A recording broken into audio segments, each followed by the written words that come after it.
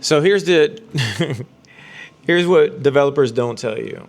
I would say 50% of it is extremely boring. The other 50% is exciting, meaning I love creating deals. I love creating win-win scenarios.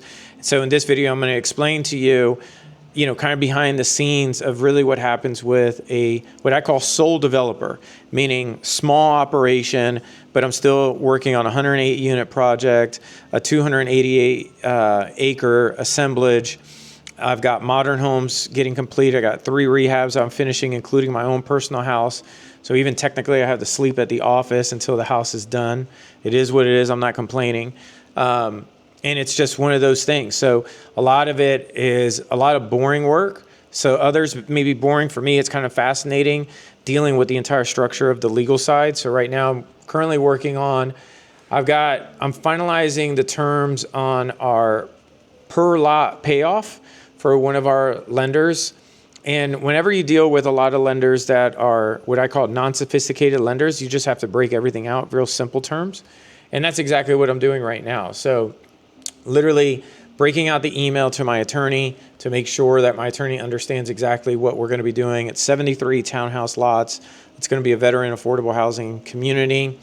And then I have to break this down to our private investors on exactly how much money they're going to be getting paid. And then it's a per lot payoff as well. So you probably won't hear this in the behind the scenes, but behind the scenes of the development of what I call like creating the art of what we're doing is very tedious work. It is not simple. It gets simpler. It gets easier because 6 years ago, I never even knew I was going to ever be in development. But I'm just showing you behind the scenes of truly what goes on is that you're staring at a big old screen, get everything complete, getting all your numbers done, playing, so for me, I love, orchestras in the background, the music. That's just my thing, right? And so everybody's a little bit different, but you've got to really have a passion to dig deep in numbers, to dig deep in the legal side, to understand constructing the deal, constructing win-win scenarios. And this is what happens. This is the real life, what I would call of a true developer that is doing the best that he can. I'm not saying I got it all figured out. I would say I'm in the middle. I'm still in the beginning, but I'm more in the middle of my journey because I've already done quite a few projects that have been super cool, especially the one I did from 1 house to 41 houses and sold it at KB Homes for $1.25 million, and then they named the street after me. That was cool, Cruise Court. The other cool one was doing the assemblage because it was like 6 different parcels. And assemblage is like when you take one piece of land, you assemble 6 others, and was able to sell that off.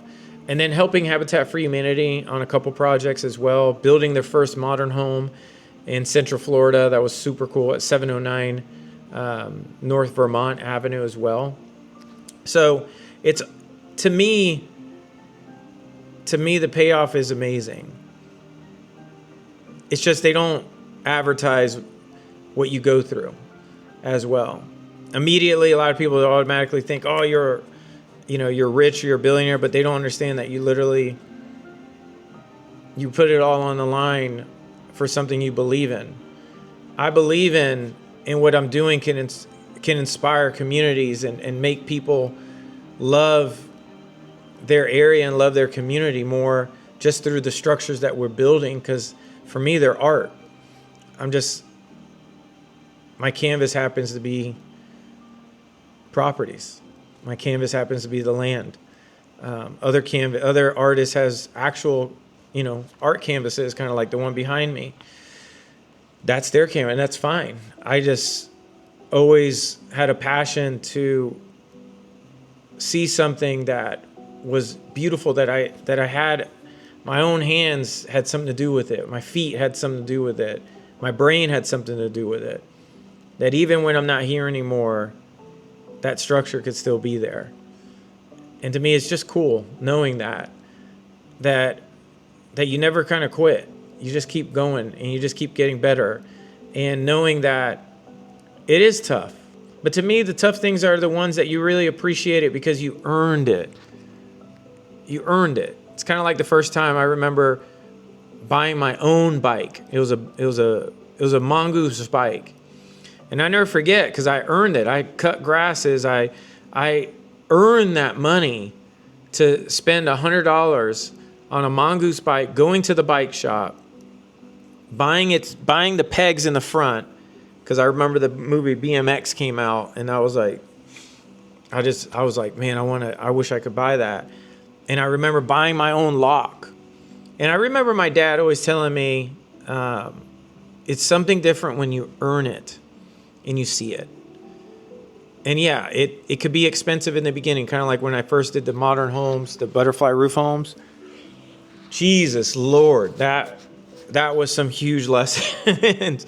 Even this project has been huge lessons. So much so, I remember there was times that I for real had to, and even now I do it now, but I would meal prep for 2 weeks or a month in advance, because I didn't want to run out of food, because I knew I put all I had financially in finishing these developments so we could move forward.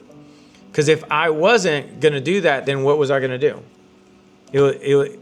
I can't blame anybody. At the end of the day, I still took responsibility to complete the project.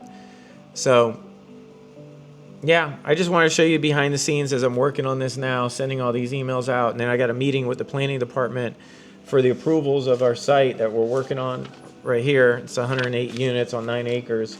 And then still working on the negotiations across the street for 2 land leases as well, with which I discovered I had what I call 2 rail spurs as well. So, yeah, follow the journey. It's going to be cool.